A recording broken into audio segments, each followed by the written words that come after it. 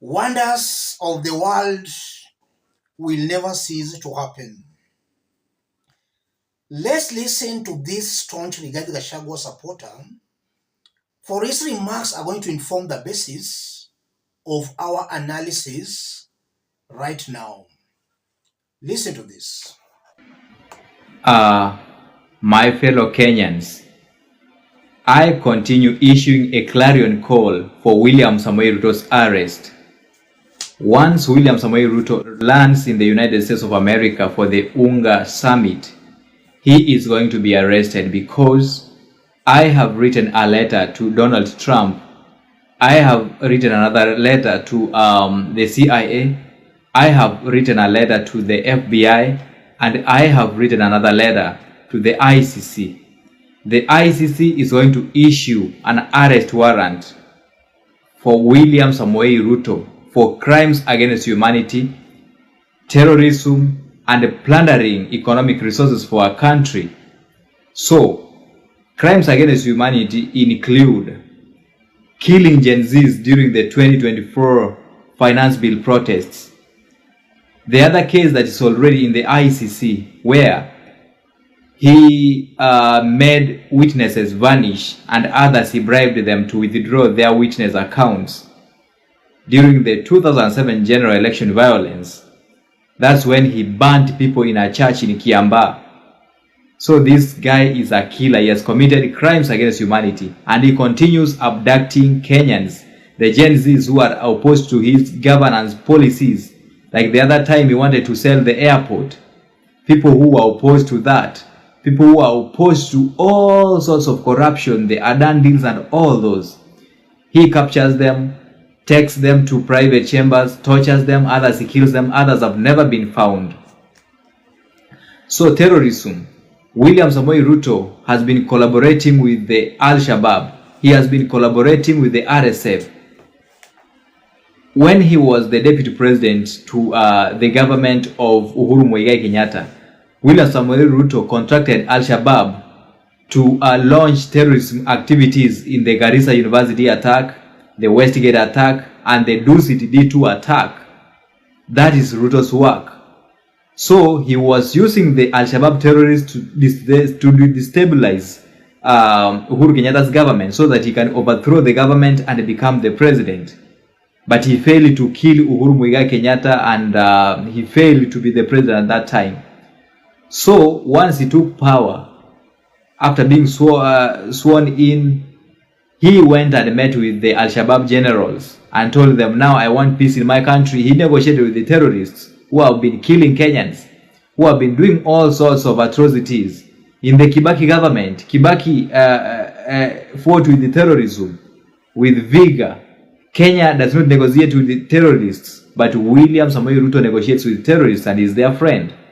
He befriended Hemedi, the warlord from Sudan, who is killing children in Sudan. So Hemedi is smuggling gold from Sudan, passing it through Nairobi where it is smelted, takes it to Dubai. That's where he gets the money. Then the money is given to Hemedi, and Hemedi in turn buys guns to go and kill children in Sudan. He has destabilized the Sudan country.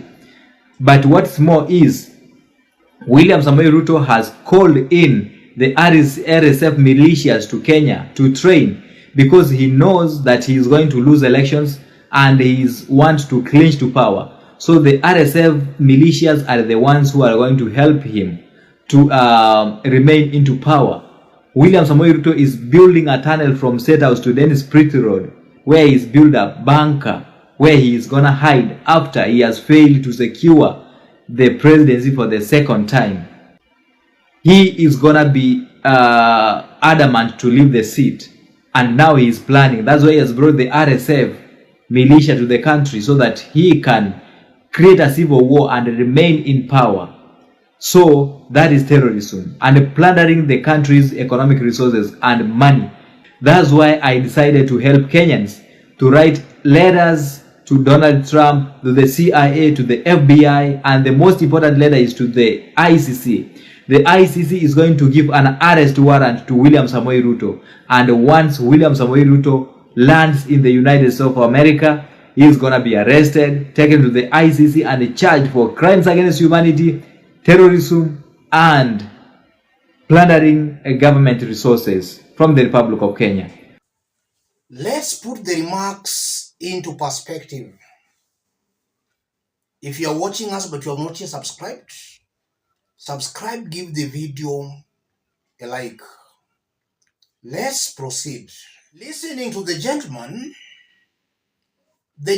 is saying he has written to Donald Trump so that William Ruto can be arrested immediately lands in the US. He has also written to FBI and to CIA, and he has also even written to ICC. Ruto should be arrested. The gentleman goes on to talk on how William Ruto killed Gen Zs last year, 2024. And then from last year, he jumps to 2007, where William Ruto is also alleged was a suspect in what happened in Burnt Forest. He's also saying Ruto is working with Al-Shabaab and that the Westgate attack, Ruto was involved. Dusit 2 attack, Ruto was involved. And that the Garissa University attack, Ruto was also involved. But the man is not talking about Azimio protesters who were killed in 2023. He's not talking about that. He's also not talking about the opposition protesters who were killed in 2017 and in 2013. He's only talking of Gen Zs last year, and then he jumps to 2007. What am I seeing here? This is a staunch Rigathi Gachagua supporter, and it's just trying to propagate or to enhance Rigathi's divisive narrative. And that does not mean William Ruto has done a wonderful job. Ruto's performance is questionable, and that's something in the public domain. But then you can just see raw hate, negative ethnicity. Can an individual petition ICC to start investigations on a person or on a government? It's possible, but it's not as easy as that man thinks it is. You need massive evidence and high-level diplomacy, which I don't think Rigathi and his team have. You need some serious high level of diplomacy for even ICC to ask you what you are talking about. Immediately Ruto and Rigathi came to power, some Azimio protesters were killed, and Azimio even wrote to ICC. I don't know what happened of their petition. So it's not as easy as some Kenyans think. You need serious diplomacy. As I conclude, someone can easily brush aside that gentleman. But let me tell you this, that's how Rigathi Gachagua supporters, that's how a majority of them reason. They think they are looking for good leadership, but in actual sense, it's all just about tribalism.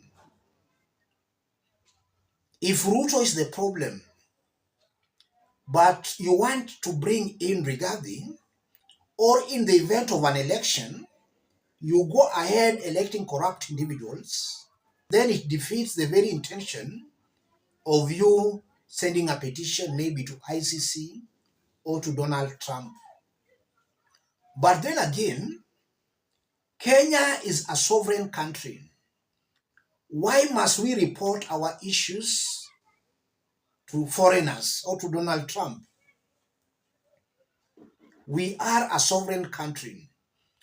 If Kenyans can't fix their issues locally, I don't think foreigners will fix them for us. It starts with the people. If you continue electing bad leaders, expecting good governance, then you are the problem. Kenyans must wake up.